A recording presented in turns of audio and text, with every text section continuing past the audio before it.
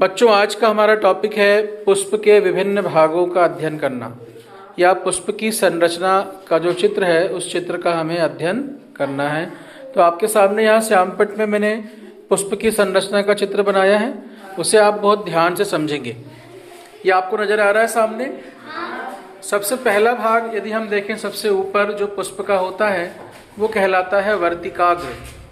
ये जो एक गोल डंडीनुमा आकृति जो पुष्प में बाहर निकली होती है वो वर्तिकाग्र होती है, और उस डंडीनुमा हिस्से को जो ये लंबाई वाला दिख रहा है ना, ये वाला हिस्सा कहलाता है वर्तिका।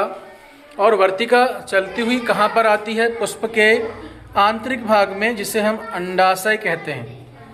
ये गोल जो आपको आकृति दिख रही है यहाँ पर पुष्प के बीचों बीच, ये अंडाशय होता है। अंडाशय के बीच में एक हिस्सा और होता है जिसे हम जायांग कहते हैं। ये जो गोल आकृति अंदर दिख रही है ये जायांग होता है। और इसी अंडाशय और जायांग के बाहरी संरचना में परागकोश होते हैं। ये छोटे छोटे आपको दिख रहे हैं, छोटे छोटे डंडियों जैसे, फूल जैसे, ये जो आपको नजर आ रहे हैं ये होता है परागकोश।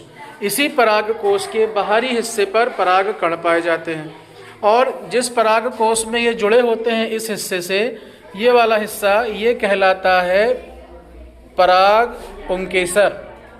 ये दिख रहा है आपको, ये वाली डंडी क्या कहलाती है? पुंकेसर। और ये पूरा जिस पर आश्रित होता है वो कहलाता है बाह्य दल।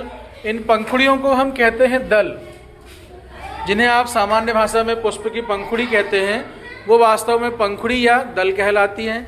नीचे का ये वाला जो भाग होता है, ये वाला हिस्सा पूरा कहलाता है बाह्य दल। बाह्य दल पुष्पासन पर रखा हुआ होता है। ये इस प्रकार की आकृति होती है जिस पर पूरा फूल रखा हुआ रहता है। नजर आ रहा है आपको? ये कहलाता है पुष्पासन। और पुष्पासन और नीचे के तने से जुड़ा हुआ ये वाला भाग ये कहलाता है पुष्पवृंत। क्या कहलाता है? पुष्पवृंत। तो इस प्रकार हम पुष्प की संरचना को बहुत आसानी से समझ सकते हैं। सभी पुष्प में संरचना एक जैसी ही होती है, उनका बनाया हुआ स्वरूप या उनकी आकृति या उनके रंग रूप में अंतर हो सकता है, लेकिन पुष्प की संरचना इसी प्रकार होती है। समझ में आया सभी को? बहुत अच्छे से, वेरी गुड। इसे बना लीजिए अपनी कॉपी पे।